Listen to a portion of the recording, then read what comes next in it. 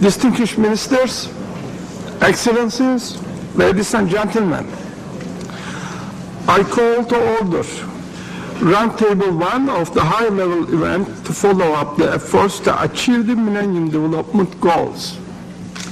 I welcome you all in the discussion today. This roundtable will focus on gaps and weaknesses and the accelerations of the implementation of the MDGs.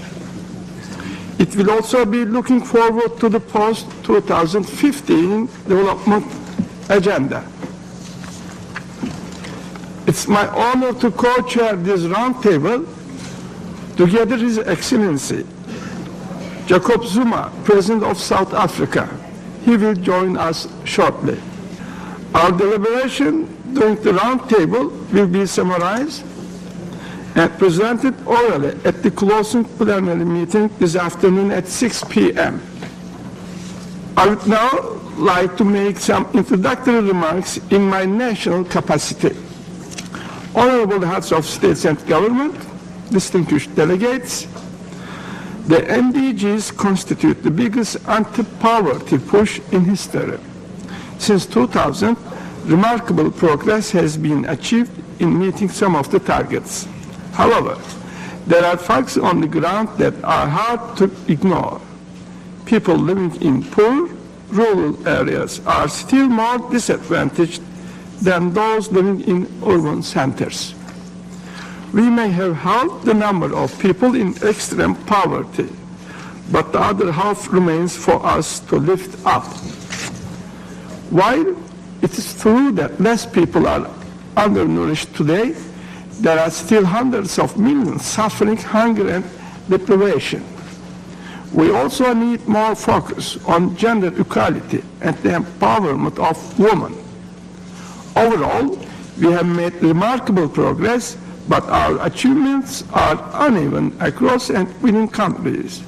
We cannot leave anyone left behind in these historic projects. Given the deadline, it's clear that we need to intensify our efforts towards 2015.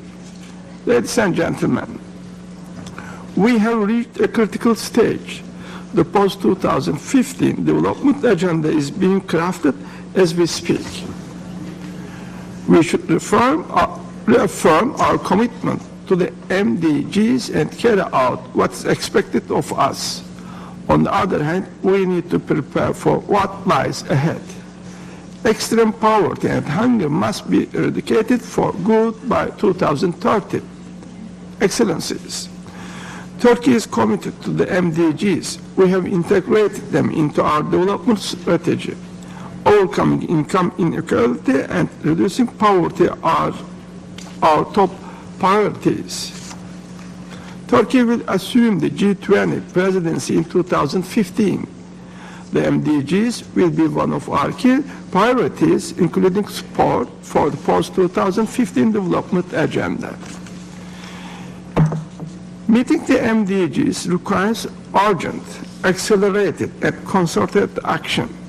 Now is the time to act. We need to send a clear signal to the world that we remain committed and determined to do more. Thank you. We will now listen to the speakers enlisted for this meeting. We have a long list of speakers.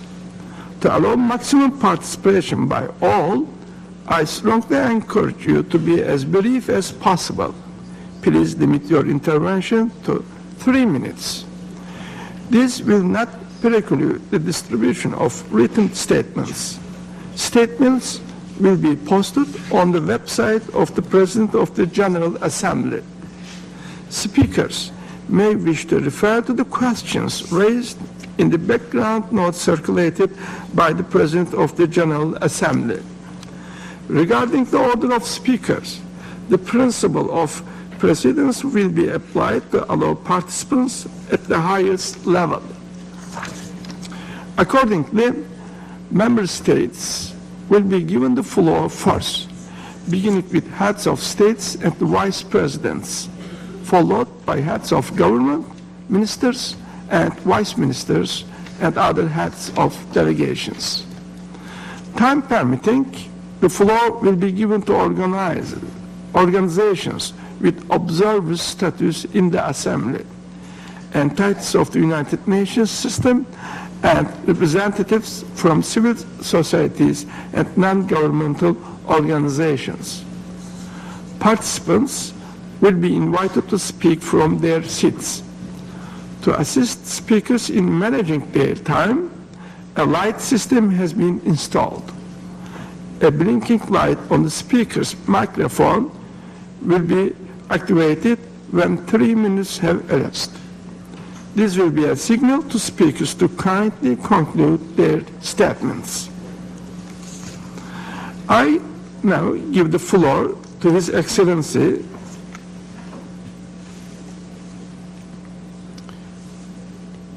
Michel Klufya Sata, President of the Republic of Zambia.